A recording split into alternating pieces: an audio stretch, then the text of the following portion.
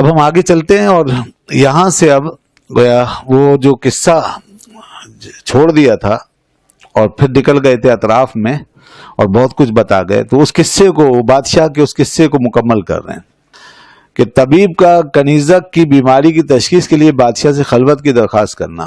اب وہ جو آئے تھے طبیب علاج کے لیے اور کنیز بیمار ہو گئی تھی اور بادشاہ اس کا علاج کروا رہے تھے، اس قصے کو دوبارہ جوڑ رہے ہیں اور یہاں سے اب وہ دیکھیں کہاں تک چلتا ہے اور کیسے چلے گا بھی ہے۔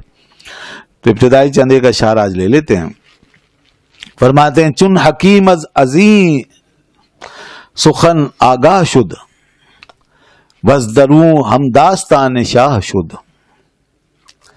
فرماتے ہیں کہ جب حکیم جو ہے نا، طبیب، حکیم سے مراد طبیب، جب طبیب اس بات سے آگاہ ہو گیا، when the physician became aware of it، جب پتہ چل، اس حکیم نے چیک کیا، دیکھا تو آگاہ ہوا کس بات سے، وزدروں ہم داستان شاہ شد۔ یہ جو بادشاہ تھا نا، بادشاہ کے راز سے بھی واقف ہو گیا اپنے اندرونی کیفیت کی وجہ سے۔ وزدرو کا مطلب اپنی انسائٹ سے، اپنی بصیرت سے، درو کہتے ہیں بصیرت کو، انسائٹ۔ تو بائی ہز انسائٹ ہی knew the secret of the king, یعنی اس نے بادشاہ کے راز کو جان لیا کہ بادشاہ کے دل میں کیا ہے، تو اس نے اپنی بصیرت سے جان لیا۔ دیکھو بھائی، بات یہ ہے کہ بصیرت جو ہے نا، یہ ایک ایسی صلاحیت ہے جس کا اب مظاہرہ کم سے کم ہوتا جا رہا ہے، کیونکہ اب اس کی جگہ ٹیکنالوجی آ گئی ہے اور ٹیکنالوجی کو ہی لوگوں نے بس سب کچھ سمجھ لیا، اس لیے اب انسان جیسا بھی ہو بس وہ تو باہر پہ ڈیپینڈ کر رہا ہے۔ پہلے انسان کو اپنے اندر سے زیادہ سے زیادہ کمال نکالنے کے لیے، جوہر اپنا جو ہے نا برآمد کرنے کے لیے اپنے من کو زندہ کرنا پڑتا تھا اور اپنے اندر کچھ معنویت پیدا کرنی پڑتی، پاکیزگی، نفاست، طہارت، گہرائی، گہرائی، خلوص، یہ چیزیں ہوتی تھی۔ اب جس کی ٹیکنالوجی نے یہ چیز اندر سے شمع جو ہے یہ اس کی بجھا دی، تو اس لیے طبیب اور حکیم بغیر ان باریک اور مؤثر آلات کے اپنی بصیرت سے سمجھ جایا کرتے تھے کہ اس میں کیا ہے، کون سی بیماری ہے۔ ایک نظر بتا دیتی تھی، ہاتھ رکھ کے بتا دیتے تھے، رنگ روپ دیکھ کر بتا دیا کرتے تھے، یہ تھی صلاحیتیں۔ اور بھی اسی طرح مختلف شعبوں میں صلاحیتیں تھیں، اسی لیے تو بڑے بڑے کمالات اس کو ظاہر ہوتے تھے، مگر اب نہیں ہے۔ اب تو سب کچھ آپ کی یہ بنے ہوئے مشینیں اور یہ پرزاجات اور یہ ٹول اور انسٹرومنٹس، انہی سے ہوگا جو کچھ ہوگا۔ تو بہرحال وہ بصیرت کی بات کی، وزدرو ہے نا۔ اچھا، یہ بصیرت پیدا کیسے ہوتی ہے؟ اس کی عام جو ایک طریقہ ہے نا اس بصیرت کو پیدا کرنے کے لیے، بھائی انسان اپنے من سے غرض کو نکال دے۔ غرض سے آدمی جتنا دور ہوگا نا، اپنی ذات کی خواہش سے، اپنے نفس کی غرض سے جتنا آدمی بلند ہوگا، اتنا ہی وہ صاحب بصیرت ہوگا، یا اتنا اس کی صلاحیت اور ہنر چمکے گا، اتنا اس میں تاثیر پیدا ہوگی۔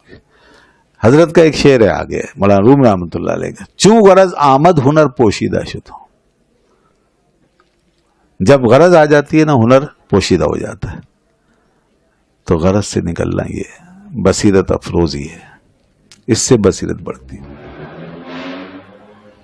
صد حجاب از دل بس سوئے نظر، صد حجاب از دل، کہ 100 حجاب جو ہیں وہ دل سے آدمی بسوئے دیدہ شد، صد حجاب از دل بسوئے دیدہ شد۔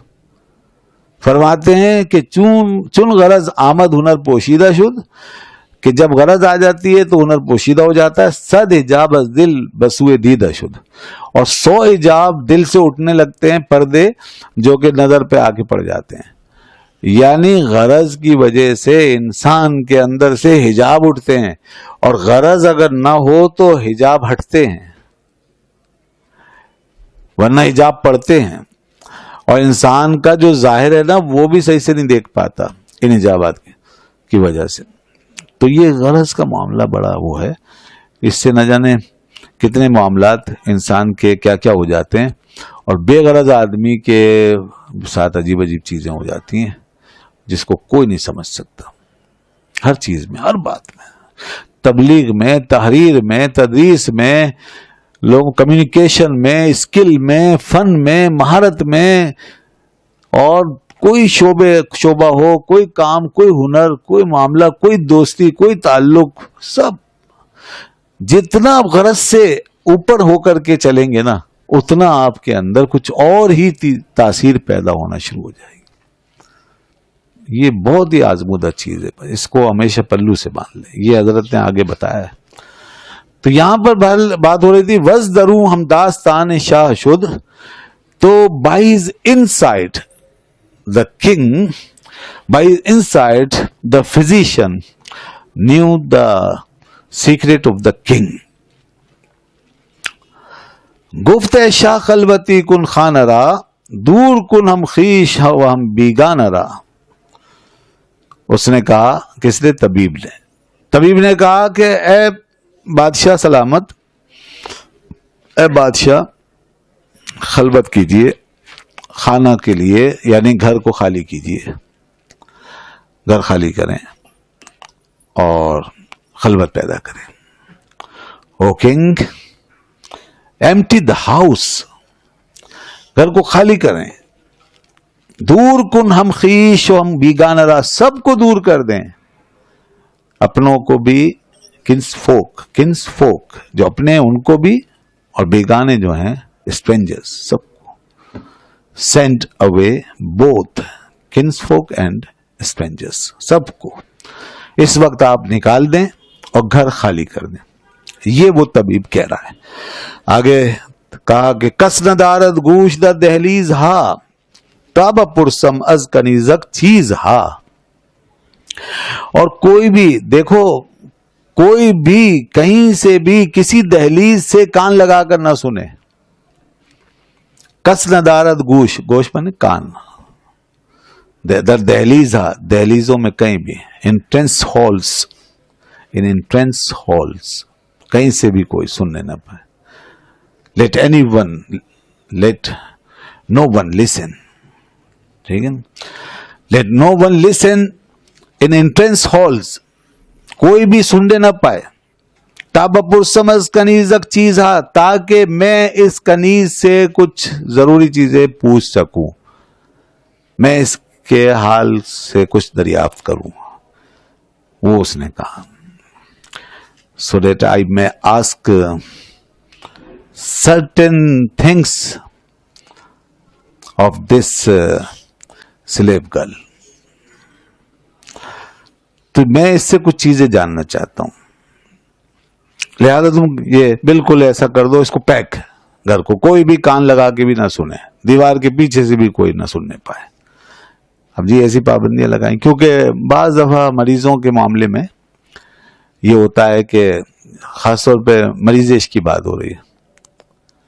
وہ ٹھیک ہے، ڈاکٹروں کو ویسے کچھ خاص امراض میں خلوتیں چاہیے ہوتی ہیں، یعنی کوئی اور ہوتا ہے تو پھر مریض بیان نہیں کرتا، بتاتا نہیں، تنہائی میں خلوت میں اپنا حال بتا دیتا ہے اور ہر سوال کا جواب دے دیتا ہے.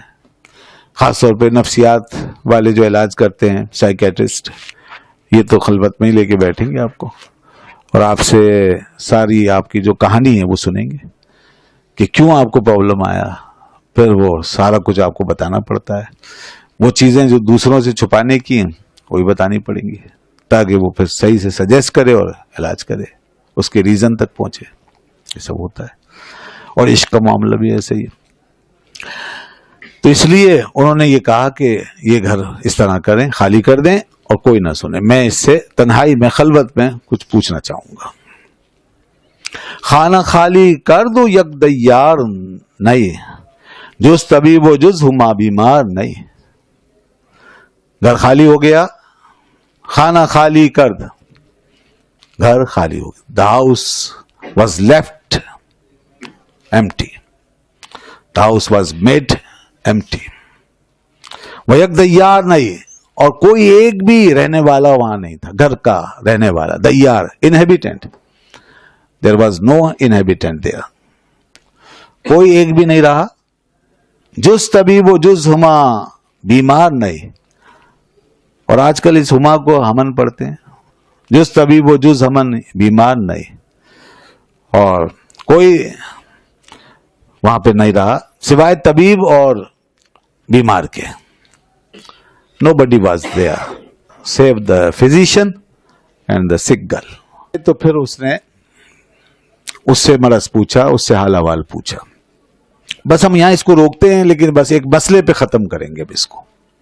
آگے پھر کیا پوچھا اس نے, اس سوال جواب وہ آگے آئیں گے. پھر یا مسئلہ جو ہے وہ یہ ہم اب اٹھائیں گے کہ یہ خلوت میں کسی اجنبیہ کے ساتھ اس طرح بند ہو جانا ایک شرعن کیسے جائز ہو سکتا ہے. اور آپ نے یہ بات یہاں تک پہنچائی ہے کہ ایک اجنبیہ کے ساتھ اس طرح تنہائی میں اور خلوت میں وہ طبیب رہ گیا, تو شرعن تو اس کی اجازت نہیں ہے, جائز نہیں ہے. کسی بھی غیر محرم کے ساتھ تنہائی کرنا یہ بھی ناجائز, حرام, ممنوع ہے, کیونکہ اس میں بہت خطرہ ہے کہ انسان سے کوئی گناہ ہو جائے. تو پھر یہاں یہ کیوں بیان کیا؟ تو اس کے کئی جواب ہو سکتے ہیں. پہلی بات تو یہ کہ یہ امم سابقہ کا قصہ ہے, یہ اس دور کی بات ہو رہی ہے, کسی گزرے ہوئے زمانے کی, پہلے ہم سے پہلے والی امتوں میں سے کسی امت کی بات ہے. اور ان زمانوں میں اس وقت کی شریعتوں میں اگر اس طرح کی خلوت کی اجازت دی گئی ہو تو آج ہم اس کے لیے کچھ نہیں کہہ سکتے, کیونکہ وہ دور الگ تھا. بہت سی چیزیں تھیں جو اس زمانے میں جائز یا ناجائز تھیں اور آج ویسی نہیں ہے, تو اس لیے بھی اس پہ اعتراض نہیں ہو سکتا. ٹھیک ہے. دوسری بات یہ کہ اگر اس کو نہ لیں تو پھر ہم یہ یہاں پہ فرض کیے ہوئے ہیں کہ یہ جو طبیب آئے ہیں یہ طبیب بہت ضعیف اور نحیف انسان ہے, یہ انتہائی ضعیف ہیں, ضعف پیری میں ہیں. اور ایسا ضعیف و نحیف آدمی وہ پھر محرموں کی طرح ہو جاتا ہے, وہ غیر محرموں کی طرح نہیں رہتا, اور اس سے پردہ بھی نہیں ہوتا, اس کے ساتھ پردہ بھی نہیں ہے. یا ایسی ضعیفہ خاتون, ٹھیک ہے نا, اس کے ساتھ بھی اس طرح کا معاملہ نہیں رہتا جیسے اجنبیہ کا معاملہ. تو وہ حد شہوت سے نکل چکے ہوتے ہیں, تو اس لیے ان کے لیے وہ احکام نہیں ہے جو جوانوں کے لیے ہیں. ٹھیک ہے جی. دوسری بات یہ ہے. اور تیسری بات یہ ہے کہ ان دونوں باتوں سے قطع نظر پھر بھی ایک جواز کی صورت ہے کہ علاج معالجے کی جو ضرورت ہے وہ معذور کو کسی حد تک جائز کر دیتی ہے. علاج معالجے کی ضرورت کی وجہ سے کچھ چیزیں جو ناجائز ہوتی ہیں وہ جائز ہو جاتی ہیں, جیسا کہ کسی بھی طبیب اور حکیم کو اپنا مرض دکھانا اور اس کا ان اعضاء کو دیکھنا اور مریض سے بات کرنا, تو یہ ظاہر سی بات ہے علاج کے لیے ضروری ہے. آپریشن ہے, سرجری ہے وغیرہ. اور جیسا کہ ہمیں معلوم ہے کہ کسی بھی غیر محرم کو اجازت نہیں کہ اس حصے کو دیکھے, مگر ایک ڈاکٹر, ایک طبیب ضرورتاً دیکھ سکتا ہے. اگر کوئی عورت دیکھنے والی عورت کو اگر ٹریٹ کرنے والی عورت نہیں ہے تو پھر مرد ہی جو ہے علاج اس کا کرے گا, اور اسی طرح مرد کا علاج اگر صرف کوئی عورت ہی رہ گئی یہ کرنے کے لیے تو وہی علاج کرے گی. تو یہ ایک ضرورت ہے. اور الضرورات تبیح المحظورات, ہماری شریعت میں قاعدہ ہے کہ جب ضرورت پیدا ہو جائے تو پھر کچھ معذور جو ہیں وہ مباح ہو جاتے ہیں, کچھ ممنوع جائز ہو جاتے ہیں. اس طریقے سے یہ قاعدہ ہمیں ملا ہے. تو یہاں پر پھر یہ بات ہوگی. وآخر دعوانا الحمدللہ رب العالمین.